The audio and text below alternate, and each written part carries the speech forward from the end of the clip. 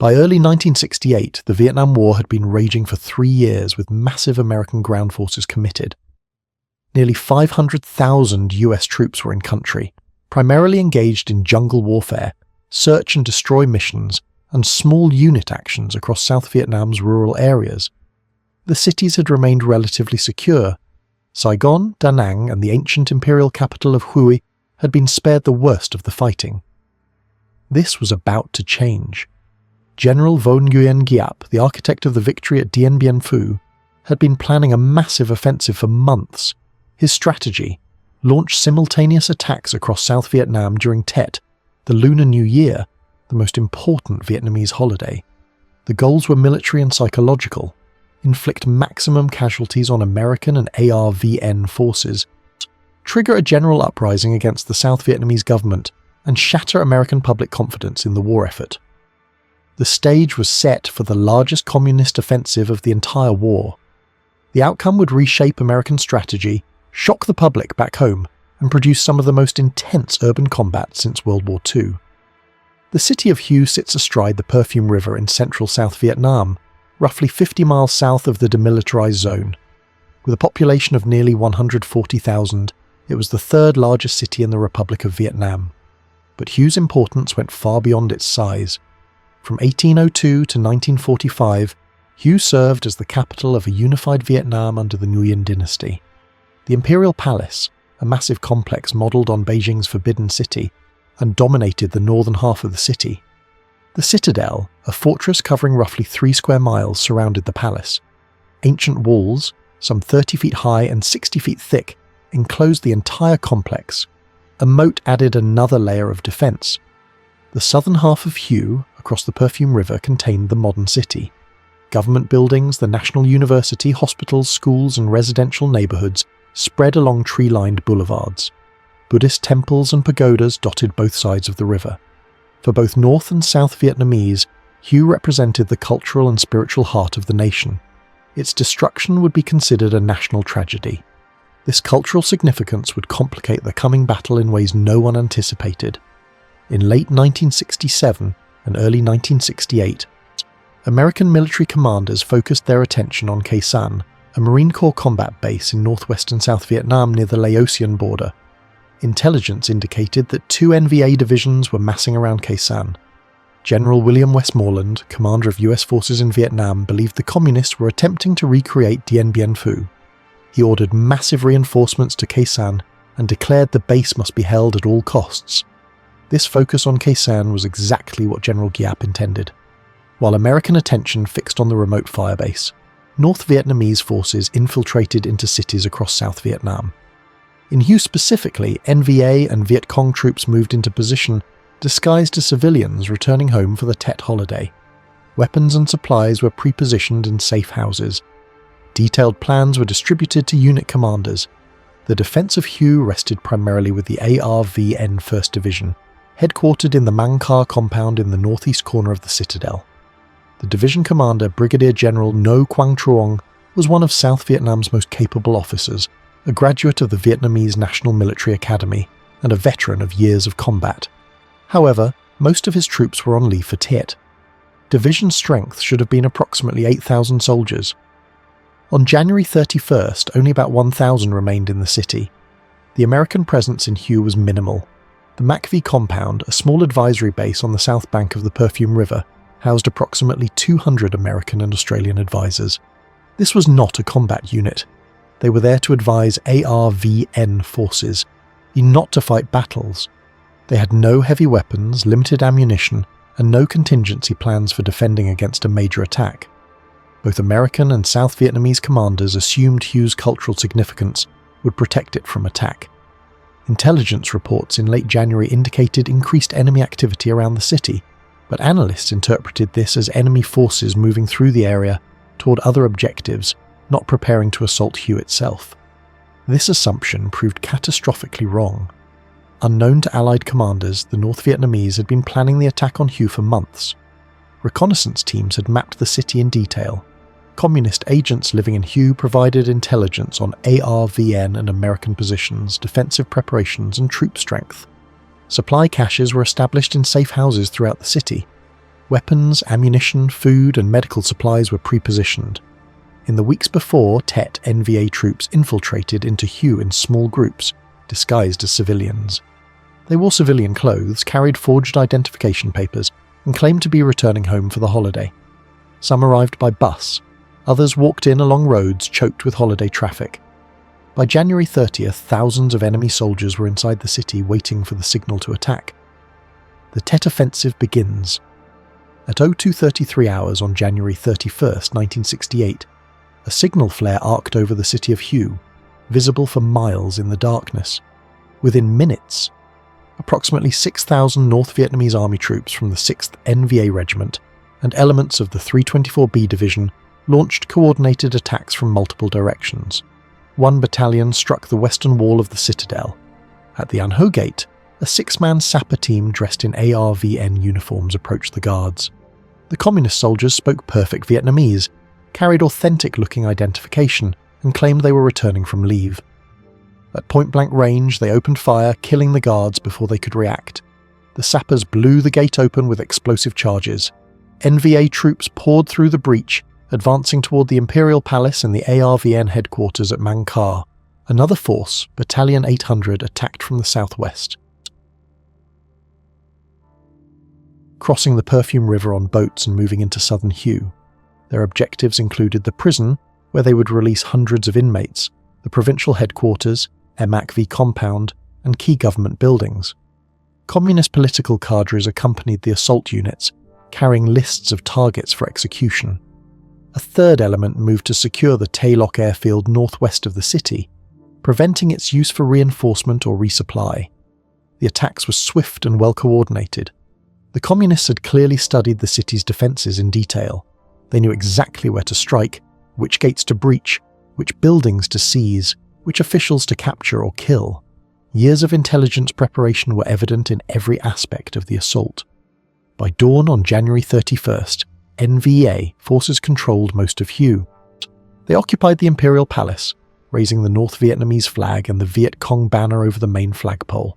They seized the provincial headquarters, released prisoners from the jail, and occupied key buildings throughout the city. Communist political cadres immediately began implementing orders to destroy and disorganize the South Vietnamese administrative apparatus. Two positions held out. At Mang Kar in the citadel, General Truong and approximately 1,000 ARVN soldiers barricaded themselves in the division headquarters compound. They were surrounded and under heavy fire, but the compound's fortifications held. In southern Hue, the American MACV compound came under attack, but the advisors fought back, establishing a defensive perimeter. They too were surrounded, but they held their ground. These two isolated positions were the only areas not under communist control. Everything else, 90% of the city, belonged to the enemy. Initial reports reaching American commanders were confused and contradictory. The Tet Offensive had erupted simultaneously across South Vietnam. Attacks hit Saigon, provincial capitals, district towns, and military bases. Hue was just one target among hundreds. General Westmoreland received intelligence suggesting 3 NVA companies, perhaps 300 men, had attacked Hue. He ordered Company A, 1st Battalion, 1st Marines from Phu Bai, 8 miles south, to move north and clear them out. A routine operation, expected to last a few hours.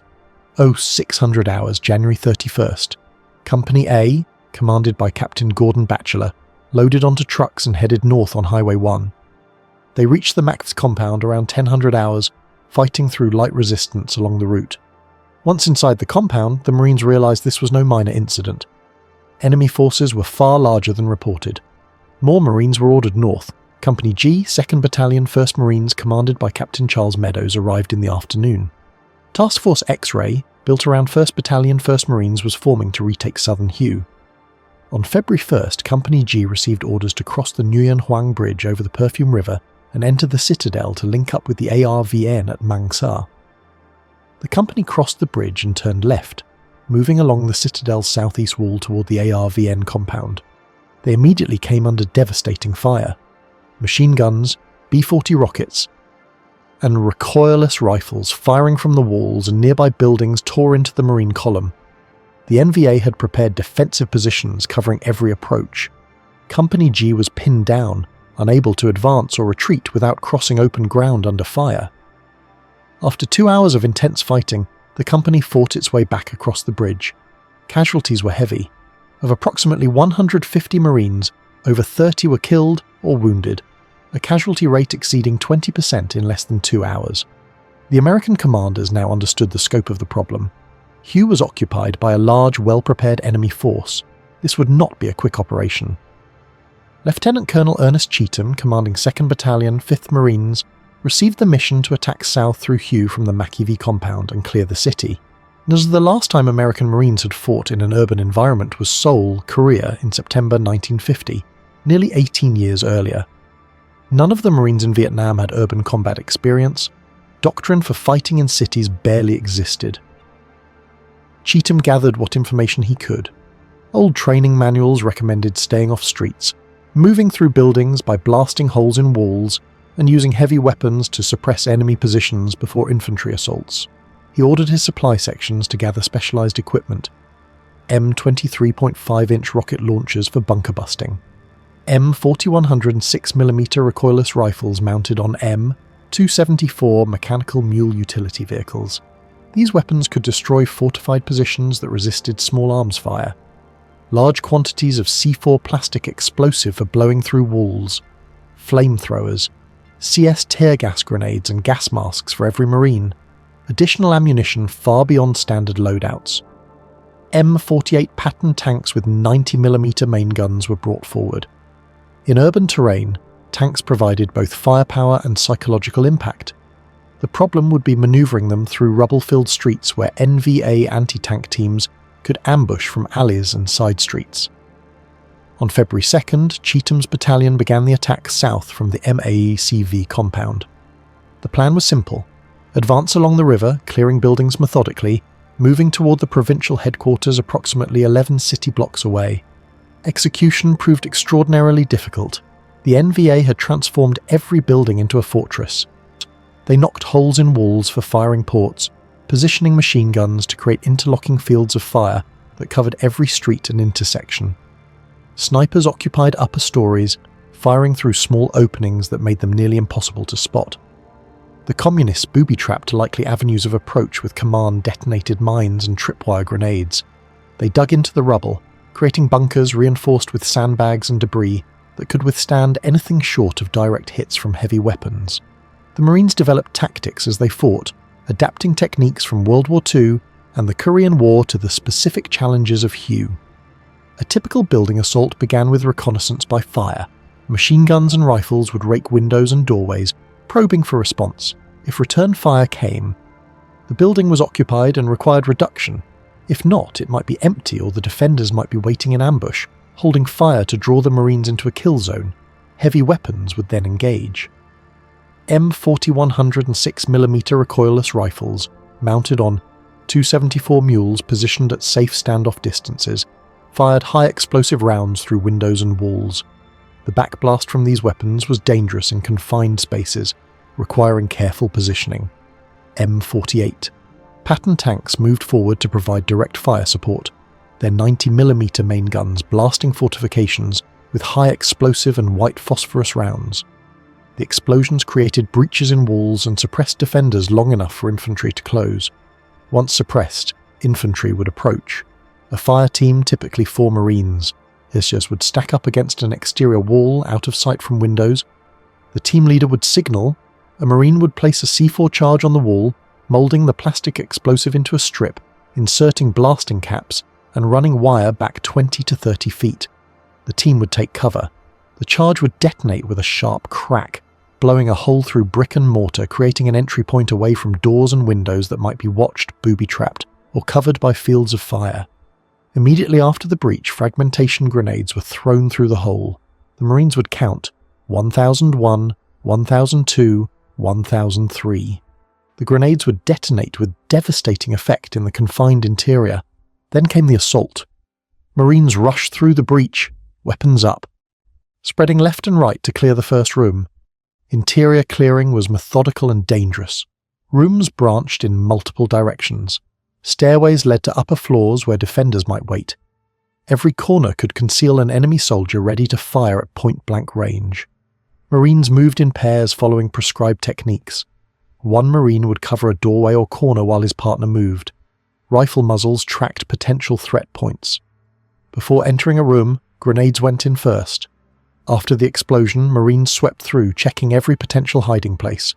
Sometimes they encountered enemy soldiers and firefights erupted at ranges measured in feet, not meters. AK-47s firing on full automatic versus M16s in confined spaces. The noise was deafening in rooms with hard walls amplifying every shot. Muzzle flashes temporarily blinded combatants. Brass casings bounced off walls. The acrid smell of gunpowder filled the air. Men fell on both sides. The firefights were brief, measured in seconds, but utterly brutal. Sometimes they found civilians. Old men, women, children huddled in closets, cellars, or under furniture. Families trapped in their homes by the battle raging outside.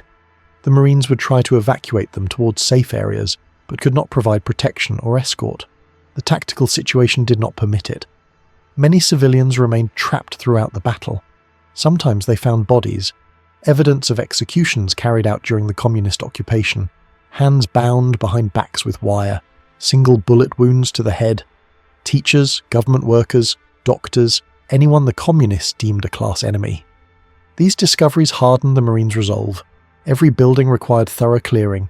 Upper floors had to be checked. Roofs had to be secured to prevent enemy observation or grenade attacks on Marines below. Basements and crawl spaces had to be searched. The process took hours per building. There were hundreds of buildings between the McVie compound and the objective. Weather complicated operations significantly. Beginning February 1st, cold rain fell almost continuously over Hue. This was unusual for central Vietnam, where temperatures typically remained in the 70s and 80s, even in winter. Instead, temperatures dropped into the 50s, occasionally into the upper 40s at night. For Marines accustomed to Vietnam's tropical heat, this cold was shocking and debilitating. The rain soaked everything. Uniforms remained perpetually wet. Boots squelched with water, equipment corroded, weapons required constant maintenance to prevent rust and jamming. There was no opportunity to dry out. Marines fought for days without rest, sleeping in captured buildings, never certain if the NVA would counterattack during the night. More critically, the low clouds and rain prevented effective close air support. Cloud ceilings dropped to 500 to 1,000 feet, below the minimum altitude for most strike aircraft operating with bombs. Pilots could not see targets through the overcast. Forward air controllers flying light observation aircraft could not mark targets effectively. This weather degradation of American air power benefited the NVA significantly. They could move during daylight without fear of air attack. They could mass troops for counterattacks. They could position heavy weapons in exposed locations that would normally draw immediate airstrikes. Marine requests for air support were frequently denied due to weather. When strikes could be conducted, they were often ineffective, with bombs missing targets due to poor visibility. The frustration among ground forces was intense. They could hear aircraft overhead, circling above the clouds, unable to attack. Helicopter operations were similarly affected. Medevac flights, critical for evacuating wounded, could not fly in the worst weather. Wounded Marines had to be carried through the streets to aid stations, some bleeding out before they could receive treatment. Resupply missions were delayed or cancelled. Ammunition, food, and water ran short at forward positions. The NVA employed sophisticated tactics. They avoided massing troops where American firepower could destroy them. Instead, they used small teams of 3 to 4 soldiers per position, firing from a location, then withdrawing before the Marines could bring overwhelming force to bear. They ambushed Marines at intersections, then disappeared into buildings. They used civilians as shields when possible, knowing American rules of engagement restricted fire in such situations. NVA snipers were particularly effective. Trained marksmen armed with scoped rifles targeted Marine officers and NCOs, recognizing rank insignia and leadership positions. They aimed for the head, firing single, carefully aimed shots from concealed positions in upper stories or behind rubble. Marine platoon leaders and company commanders fell at alarming rates. When second lieutenants leading platoons were killed, captains commanding companies were shot. The leadership attrition was severe. Within the first week, many Marine platoons were being led by corporals or lance corporals. Company-level command fell to first lieutenants or even gunnery sergeants. The junior Marines stepped up, but the loss of experienced leadership affected tactical effectiveness and increased casualties among replacement leaders learning on the job. An innovation that proved surprisingly effective was the use of CS tear gas. On February 25th, after weeks of grinding combat in the Citadel, Marines from Charlie Company, 1st Battalion, 5th Marines fired 3 E-8 CS gas launchers toward remaining NVA positions. Each launcher carried approximately 40 CS gas grenades. The grenades saturated an area several blocks square with concentrated tear gas. The NVA were not equipped with gas masks.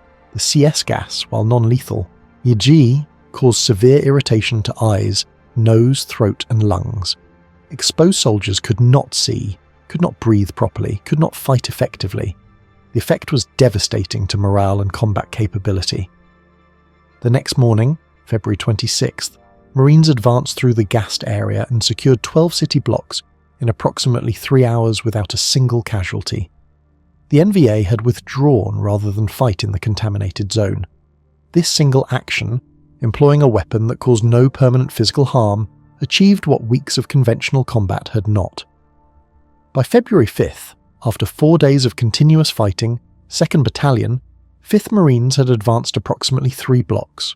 At that rate, clearing southern Hue would take weeks. Casualties were mounting steadily. The Marines were learning urban warfare through trial and error, paying for each lesson with blood. On January 31st, the same day NVA forces attacked Hue, Captain Gordon Batchelor of Company A, 1st Battalion, 1st Marines was leading his unit into southern Hue when he was hit by rocket fragments. Command fell to Gunnery Sergeant John Canley. For the next 6 days, Canley led Company A through the streets of Hue. His actions during this period would later earn him the Medal of Honor, though the award would not be presented until 2019, more than 50 years after the battle. Canley repeatedly exposed himself to enemy fire to rescue wounded Marines. On one occasion, a Marine was hit in an open street pinned down by sniper fire. Canley ran into the kill zone under heavy fire, reached the wounded man, and dragged him to cover. This happened multiple times over 6 days. Marines who served with him recalled that he never hesitated, never calculated odds.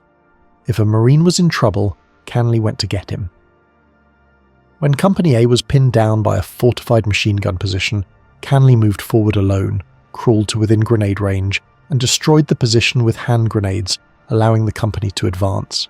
His leadership inspired the Marines around him. They saw their senior NCO refusing to quit, refusing to abandon anyone, and they followed his example. 5 Medals of Honor would eventually be awarded for actions during the Battle of Hue. Canley's was one of them. By February 10th, after 10 days of fighting, Task Force X-Ray had secured most of southern Hue. The provincial headquarters was retaken. Government buildings were cleared. The south side of the Perfume River was largely under Allied control, but the Citadel remained in enemy hands. The massive walled fortress covering 3 square miles in northern Hue had been the NVA's primary objective, and they held it in strength. The Imperial Palace, seat of Vietnamese emperors, flew the communist flag. Responsibility for clearing the Citadel had been assigned to ARVN forces. General Truong's 1st Division, reinforced by South Vietnamese Marine battalions, attacked from the Mang Ca compound, fighting westward toward the palace. Progress was slow.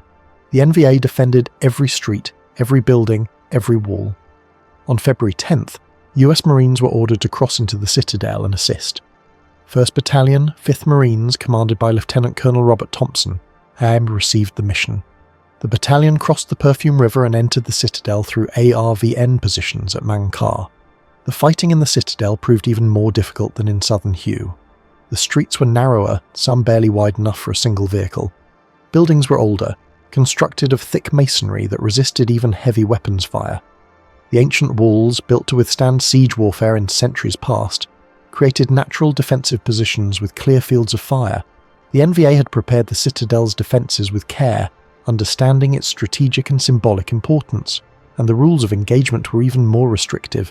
The Imperial Palace and surrounding structures were considered irreplaceable cultural treasures, protected under international agreements regarding cultural heritage. American commanders were forbidden from calling artillery or airstrikes on the palace grounds, or within certain distances of designated historic structures. The Marines would fight without their most powerful weapons in precisely the area where the enemy was strongest. This restriction was not merely political. The cultural significance of the imperial palace to Vietnamese people, north and south, was profound. Destroying it would alienate the population, undermine the legitimacy of the South Vietnamese government that Allied forces were fighting to protect, and hand the communists a propaganda victory that might outweigh any military success. The Marines understood this intellectually, but fighting with one hand tied behind their backs was frustrating and costly. They watched NVA troops using the palace as a staging area, knowing they could not call fires on those positions. Artillery batteries had to clear every fire mission with multiple levels of command to ensure no rounds would impact protected areas. The approval process took time. Enemy forces exploited the delays. 1st Battalion, 5th Marines began advancing westward from Mang Kar toward the palace. The NVA fought for every metre. Machine gun positions covered every street. Snipers fired from pagodas and temple roofs. Fortified bunkers blocked key intersections. By February 13th, after 3 days of fighting inside the citadel, the battalion had advanced 4 blocks and secured 16 city blocks in their sector. Casualties approached 50%. Of the approximately 400 Marines who entered the citadel, nearly 200 were dead or wounded. Weather had prevented effective air support since the offensive began. Low clouds, rain and fog grounded aircraft or made target acquisition impossible. On February 15th, the weather finally cleared. American fighter bombers appeared overhead. Forward air controllers marked targets with coloured smoke. A-1 Sky Raiders, F-4 Phantoms and F-100 Super Sabres screamed in low, dropping bombs and napalm on NVA positions. The impact was immediate and devastating. Buildings collapsed. Fires raged. NVA troops were forced to abandon exposed positions. Marine advances accelerated. What had taken days with limited fire support now took hours. On February 21st, the US Army's 1st Cavalry Division entered the fight. The 3rd Brigade deployed northwest of Hue to cut NVA supply lines and reinforcement routes. They fought through heavily fortified villages and forest positions, engaging elements of the NVA 5th Regiment that had been funneling troops and supplies into the city. By February 23rd, the cavalry had rendered the NVA Reinforcement Regiment largely combat ineffective. The flow of fresh troops and ammunition into Hue was cut off. The defenders were isolated. Inside the city, American and ARVN forces tightened the noose. The NVA defensive perimeter shrank daily. Buildings were cleared one by one, enemy casualties mounted into the thousands, supplies ran low, escape routes were blocked. On February 24th, Marines from 1st Battalion, 5th Marines assaulted the Imperial Palace. This was the symbolic centre of the citadel, the seat of Vietnamese emperors, the heart of Vietnamese culture. And the NVA had held it for 24 days. The assault was fierce. NVA troops defended with everything remaining. But American firepower and Marine determination prevailed. By late afternoon on February 24th, Marines entered the palace grounds. At 16:15 hours, February 24th, 1968, Marines from Company A, 1st Battalion, 5th Marines raised the South Vietnamese flag over the palace flagpole. The communist banners were torn down. The stars and stripes went up alongside the Republic of Vietnam colours. The symbolism was profound. After 24 days of the most intense urban combat in Marine Corps history, Hue was liberated. Small pockets of resistance remained. Over the next several days, American and ARVN forces cleared final holdouts, rounded up prisoners, and collected weapons. On March 2nd, 1968, the battle was officially declared over, 26 days after it began. The casualty figures told the story of the battle's intensity. US Marines suffered 142 killed in action and 1,084 wounded. Some units had casualty rates exceeding 50%. The ARVN lost 384 killed and over 1,800 wounded. South Vietnamese Marines took 88 killed and 350 wounded. The US Army's 1st Cavalry Division lost 68 killed and 453 wounded. Total Allied casualties, approximately 668 killed and over 3,700 wounded. North Vietnamese and Viet Cong casualties were catastrophic. Confirmed killed by body count, 5,113. Actual casualties, including wounded who were evacuated, likely exceeded 10,000. The two NVA regiments that attacked Hue were effectively destroyed as combat units, but the civilian toll was the most horrific. As Allied forces retook the city, they discovered mass graves. In gardens, courtyards, drainage ditches, and hastily dug pits throughout Hue, they found bodies. Civilians executed by communist forces during the occupation. The victims were bound, shot in the head, and buried. Government officials, teachers, students, Catholic priests, Buddhist monks, anyone with connections to the South Vietnamese government or Americans, entire families murdered together. Over the following months, more mass graves were discovered. The final count, over 2,800 bodies recovered. Sure, another 3,000 civilians were missing, never found, likely buried in undiscovered graves. The Hue Massacre represented one of the war's worst atrocities. The city itself was devastated. 80% of buildings in the citadel were damaged or destroyed. Southern Hue lay in ruins. The ancient walls bore the scars of thousands of bullets and hundreds of shell impacts. The imperial palace was damaged, though not destroyed. Over 116,000 civilians were left homeless. Both sides claimed victory at Hue, and both had grounds for their claims. The Americans and South Vietnamese achieved their military objectives. They retook the city, defeated a large enemy force, and held the battlefield. The airmobile reinforcement of units, combined arms integration of tanks, infantry, and air support, and overwhelming firepower eventually prevailed. The battle demonstrated that American forces could fight and win in urban terrain. Tactics developed at Hue became doctrine. Every Marine thereafter would learn about Hue in training. Urban warfare principles written in blood on the streets of Hue would be taught to generations of infantry officers. When Marines fought in Fallujah, Iraq in 2004, they applied lessons from Hue. Modern urban operations doctrine traces directly to February 1968. But the political impact favoured the communists. The Tet Offensive, and particularly the month-long battle for Hue, shocked the American public in ways that tactical victories could not overcome. For 3 years, military commanders and government officials had claimed progress, stated the enemy was being defeated. They promised victory was in sight.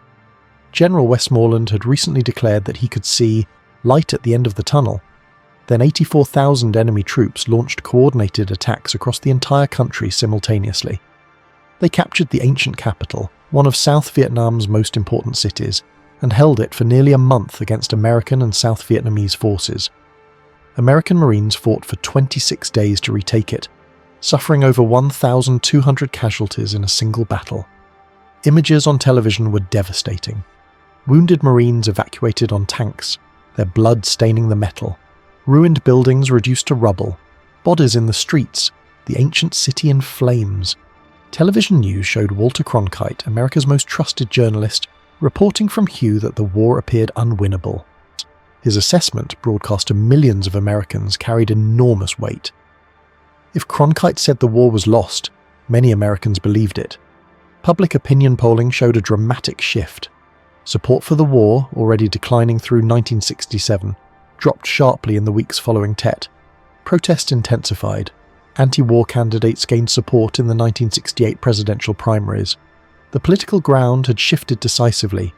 President Lyndon Johnson, facing political disaster, announced he would not seek re-election. Peace negotiations began in Paris.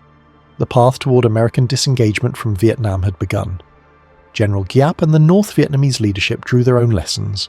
They could not defeat American forces militarily in conventional battle. The casualties at Hue and across the Tet Offensive were unsustainable. The Viet Cong in particular were shattered. Many units ceased to exist, but they had won politically. They had demonstrated their ability to strike anywhere, any time. They had shattered American confidence. Time favoured them. They could replace losses.